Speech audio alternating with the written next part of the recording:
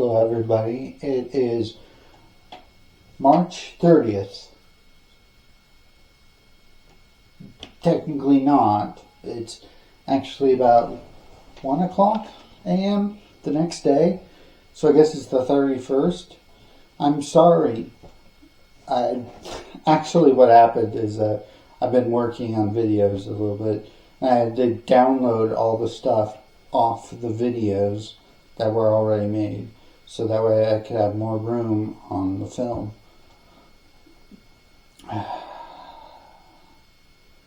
It's the end of the month. We can relax a little bit. I was getting a little stressed.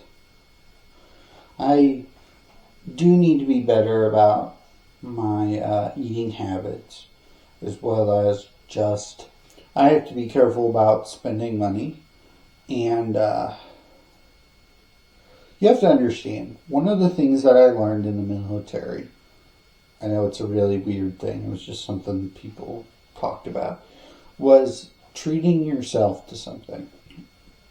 The idea was this: if you don't treat yourself to something, you'll get so stressed out, you'll end up spending more money on something you don't need. So it's better to spend a little bit of money on yourself periodically over the alternative of getting to the point where you just don't care and end up spending way too much money. And I think there's truth to that. I think it's important that we do something for ourselves. I know for many people the world revolves around them. I personally do not believe that the world revolves around me. I like science enough to come to the conclusion that that is not true. But,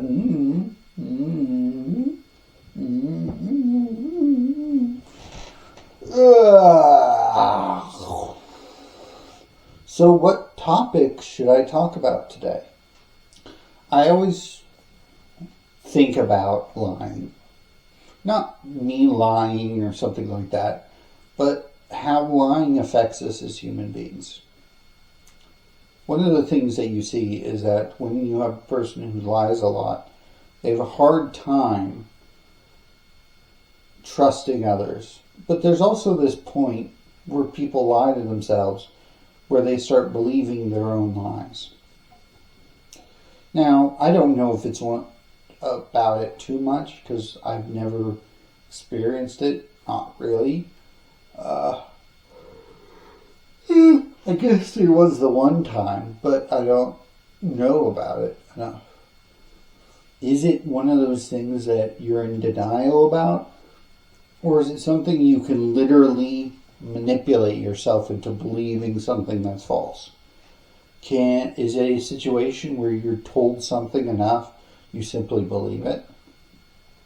Is it something where our own imagination can be used against us, where we can imagine something and believe that it actually happened? And if that's the case, it brings up questions about our ability to understand the world around us, our ability to control how we react to the world around us, as well as just in general. Like,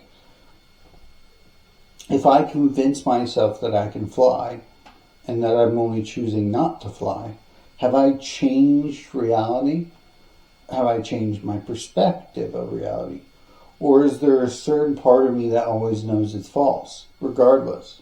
I think the big thing, though, this is one of the reasons why I find it interesting, is so there was an event that happened when I was young. Now, I didn't know about this event until I was in my 20s, early 20s, I believe. And the only things I know about it are what I heard. There is some things I remember. But I'll get to it in a minute. So there was a point in time in my 20s when I started asking people about stories about when we were kids. And it was at that point in time that I was told the story, or the first parts. I then went and talked to the rest of my family about it and got a very interesting picture. So, when I was a kid, it was my birthday. And I was excited. But it was also a Sunday. And on that Sunday, we went to the evening church. Like I said, I was a little rowdy because it was my birthday. And apparently there was this older couple. And they did not appreciate at all me being rowdy.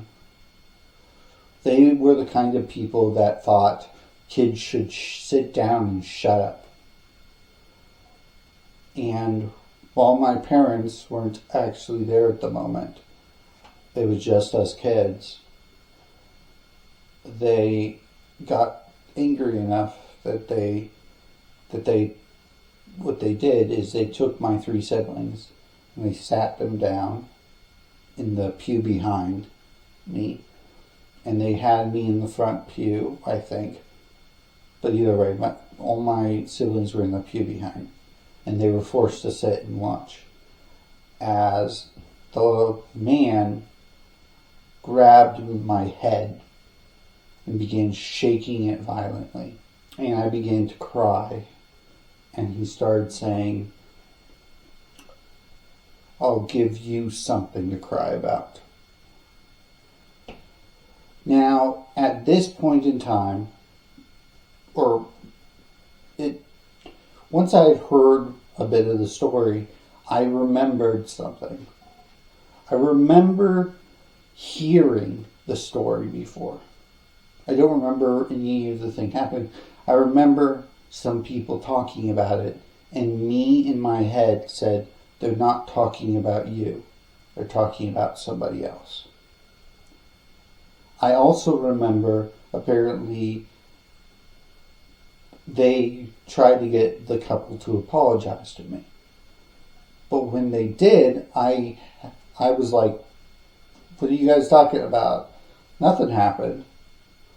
I'm going to, like, what? They didn't do anything to me. Why would I need to forgive them? I do not remember anything. Like I said, all this is information I slowly pieced together when talking about to other people in my family. But I can tell you that it affected me for a very long time, and probably still affects me to this day. I hate the phrase, "let me give you something to cry about." I absolutely hate child abuse. I absolutely hate, like, shaking a baby. Those things really make me upset. And for a very long time, I had a lot of problems with being able to cry. Crying is something that is extremely difficult for me, and I rarely do it. And even if I am able to do it, oftentimes I don't feel very positive about it.